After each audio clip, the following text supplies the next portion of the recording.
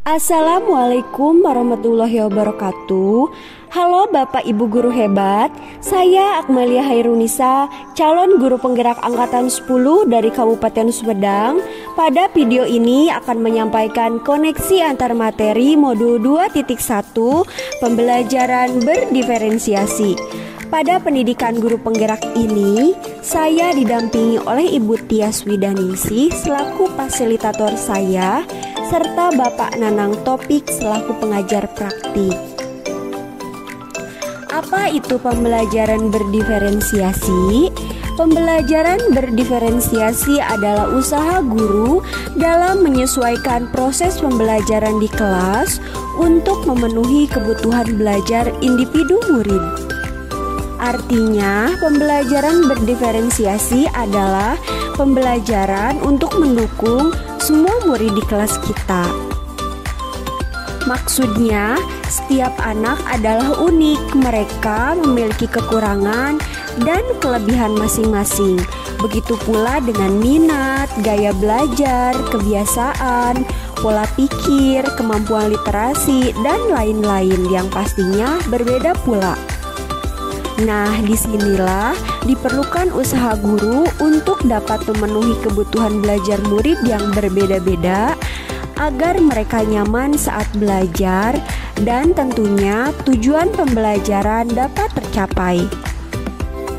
Lalu, bagaimana cara untuk dapat melakukan pembelajaran berdiferensiasi di kelas? Agar dapat melakukan pembelajaran berdiferensiasi, guru harus memahami tujuan pembelajaran, mengetahui dan merespon kebutuhan belajar murid, menciptakan lingkungan belajar yang mengundang murid untuk belajar, melakukan manajemen kelas yang efektif, dan melakukan penilaian berkelanjutan. Berkaitan dengan kebutuhan belajar murid, guru harus memahami 3 aspek berikut. Yang pertama, kesiapan belajar murid. Kesiapan belajar mengharuskan guru untuk menilai pengetahuan awal dan menentukan apa yang telah murid ketahui dan di mana murid berada. Yang kedua, minat murid. Minat setiap anak pasti berbeda-beda. Minat adalah salah satu motivator penting bagi murid untuk terlibat aktif dalam proses pembelajaran. Yang ketiga, profil belajar murid. Profil belajar murid berkaitan dengan lingkungan, budaya, gaya belajar, dan kecerdasan majemuk. Tentunya berbeda satu anak dengan anak lainnya. Kebutuhan belajar murid dapat diidentifikasi berdasarkan cara-cara berikut ini. Yang pertama, mengamati perilaku murid-murid. Yang kedua, mengidentifikasi pengetahuan awal. Ketiga, mereview dan melaksanakan refleksi terhadap praktik pengajaran. Yang keempat, berbicara dengan guru kelas sebelumnya. Keempat, membaca rapot murid kelas sebelumnya atau menggunakan berbagai penilaian format dan diagnostik. Strategi untuk mendiferensiasi pembelajaran dapat dilakukan dengan 3 cara. Diferensiasi konten, kemudian diferensiasi proses, dan diferensiasi produk. Guru dapat memilih salah satu, 2, atau kombinasi dari ketiganya. Diferensiasi konten berkaitan dengan apa yang kita ajarkan seperti materi, konsep, atau keterampilan yang perlu dipelajari berdasarkan kurikulum. Mendiferensiasi konten bisa dilakukan dengan membedakan pengorganisasian atau format penyampaiannya, bukan mengubah atau menurunkan standar kurikulum.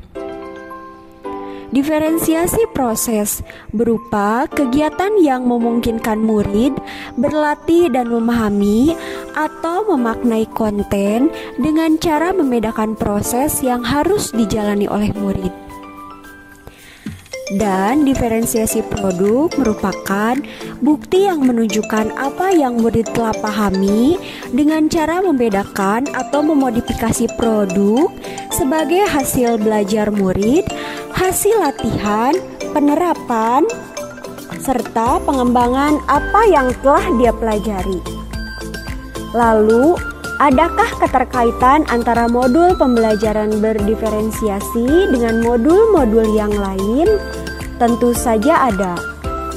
Untuk dapat melakukan pembelajaran berdiferensiasi, maka guru harus berusaha memenuhi kebutuhan belajar murid sesuai dengan kodrat alam dan kodrat zaman berdasarkan filosofi Ki Hajar Dewantara.